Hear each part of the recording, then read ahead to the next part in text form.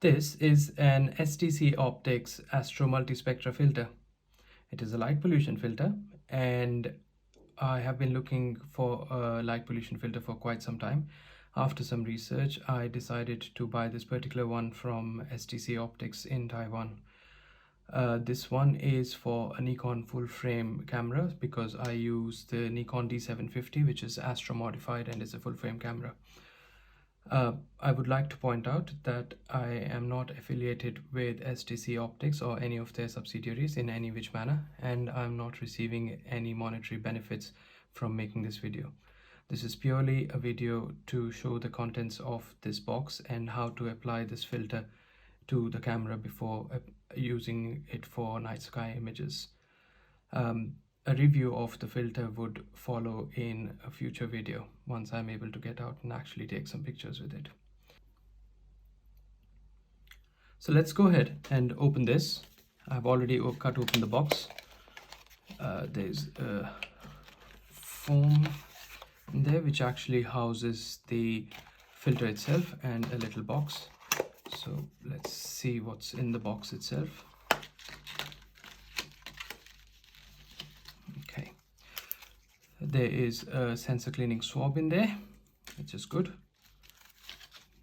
This is probably the installation instructions. So yes, that is it. Shows you step by step how to apply the filter in front of the sensor and also how to remove it. We'll keep that on the side as we'll need it in a bit.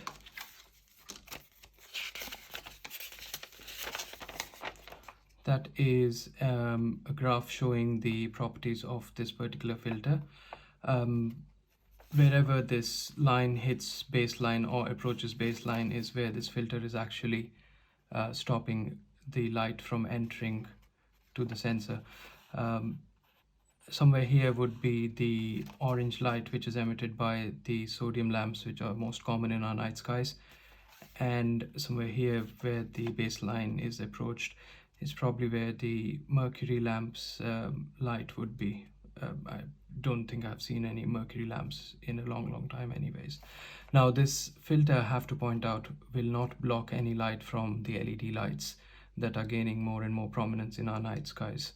I'm yet to come across a filter which actually blocks the LED light, but I guess we will have to just use it and find out. This is for a test for the UV cut. My Nikon is Astro modified and it's not a full spectrum, so I don't need to worry about it. Sensor cleaning cloth, that's good. So let's put that to the side.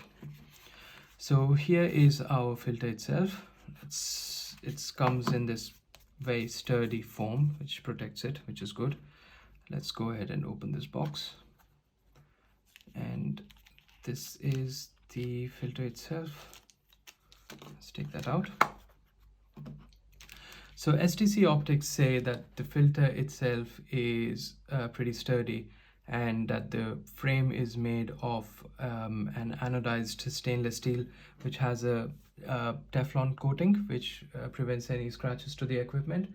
The glass itself has anti-static coating to prevent any dust or fibers from attaching to the filter, and also has a hydrophobic coating to repel any moisture or any mold. So I also want to point out that the STC Optics has provided a first in the world warranty and service for these filters, which was a big point in my decision to buy this particular filter.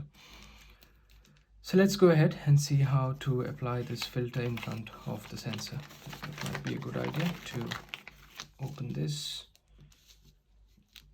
Let's take the filter out from the bag. I am not sure my fat fingers are going to be able to get at this. No. So be crude and yank it open. There we go.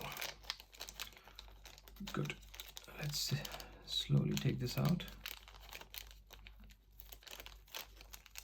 There we go.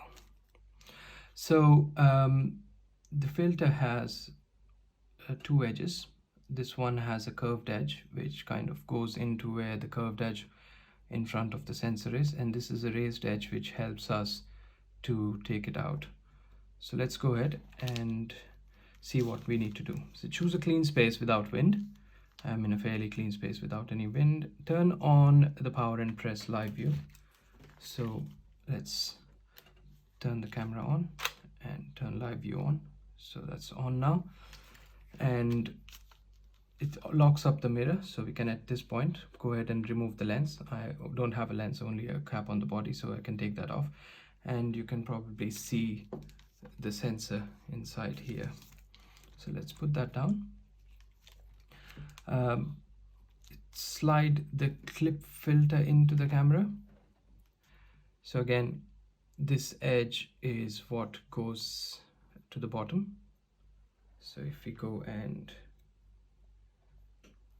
slide this in,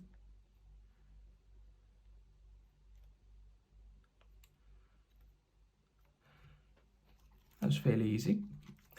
Says make sure the clip is filter is laid stably in front of the CMOS sensor. It looks to be that way, and now you can attach your lens back on.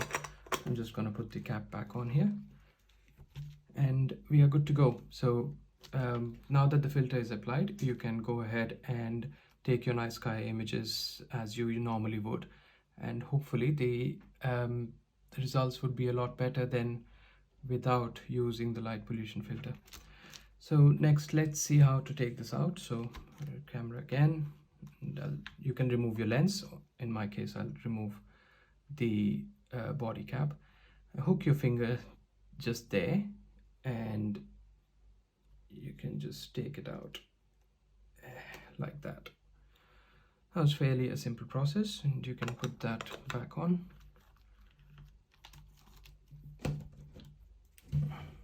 And turn the camera off. Let's go ahead and put this back into its plastic casing.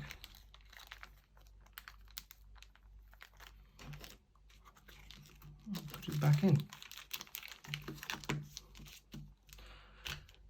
So it's fairly a simple process to put the filter in and take it out, which is quite good, especially if you are going to do this in the night. But I would advise doing it before leaving home, to before you go on to your astro shoot. It might be a good idea to either sit in the car and do it, or in fact just do it while you're still at home. I still haven't been able to use this for any night shoots, but as I said before, I will make a future video and show you the results of how this light pollution filter has performed in the skies that I shoot in at usually. Thank you so much for watching, and I wish you the clearest of skies.